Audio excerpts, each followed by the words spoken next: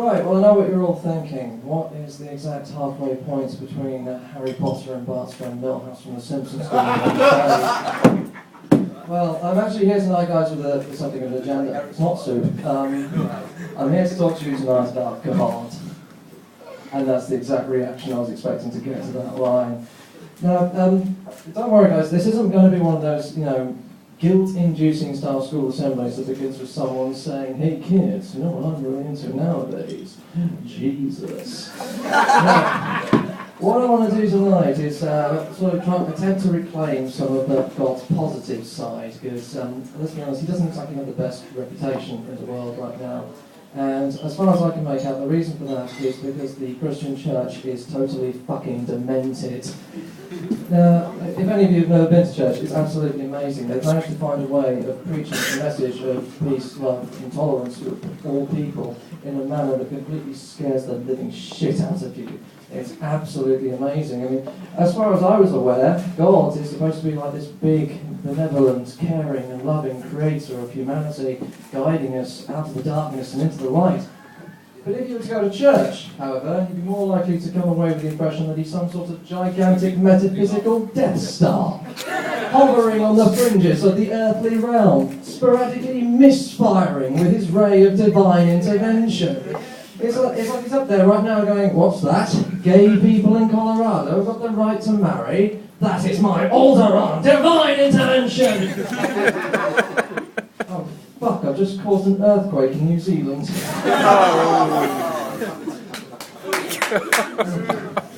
Oh, well, they've probably chalked that one up to works in mysterious ways.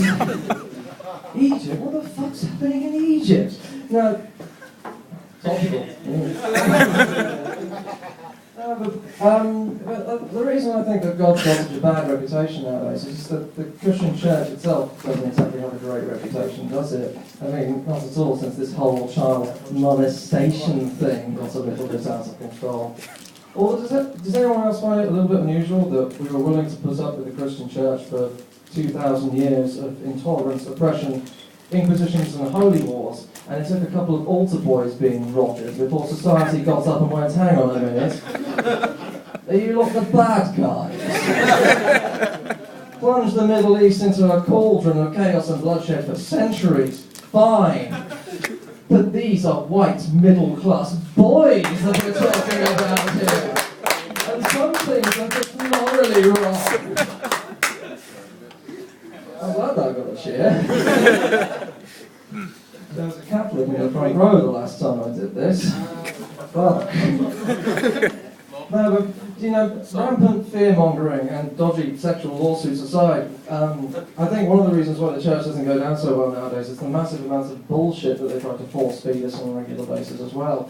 I mean, there's some schools of thought within Christianity that say that God created man as he is, perfect, just there he is, man, finished, done, worship, no evolution, no developing of the human body whatsoever, and that every single part of our body has got a precise form and function within our genetic makeup.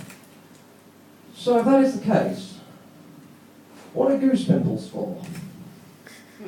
Why did God think I couldn't get through life without nipples? And what's the point of the appendix, beyond sitting in the body for years and doing nothing until one day it blows up and kills you? I mean, is that one of God's little practical jokes that he put there to test our faith? Of course, Christianity is also tells us that the Jews were God's original chosen people. And look what happened to those poor sods. 2,000 years of oppression, and then when they finally get a break, they finally get a breakthrough, they finally get their own country, it's the one part of the Middle East where there isn't any oil. Is that God's love? It doesn't seem like it, but, for all the crap that Christianity gives the world, I'm going to sound hypocritical, I probably still call myself a Christian, which is why I can get away with this shit. I'm probably lower-powered variety, not running on anything more than 33% faith, which is a Christian on defrost, the statistical people. But I realised this, I had a bit of a religious epiphany at Christmas time, when I did a shit in the church. Now here's the judgmental one. No, I don't mean that I got up in the middle of a service, wandered over to the altar, dropped my pants, and did my best Lancaster bomber impersonation of the altar, and then used the vicar's robes to wipe myself off.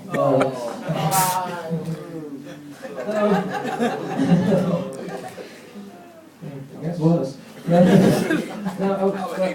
I was in a traditional Christmas Day service, counting minutes worth of friend, when quadriplegic Dachshund decides he wants to get out.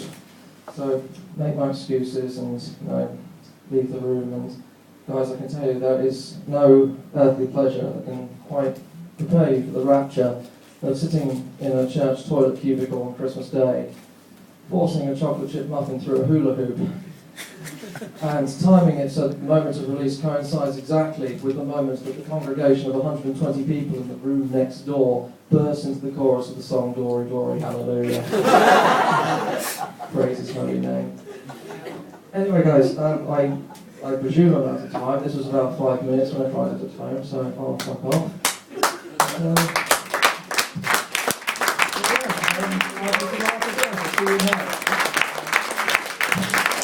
Tim-Bolitho-Jones, ladies and gentlemen. Now we've got a lovely... You ready for some more comedy? Hooray! Yay! Okay, next act.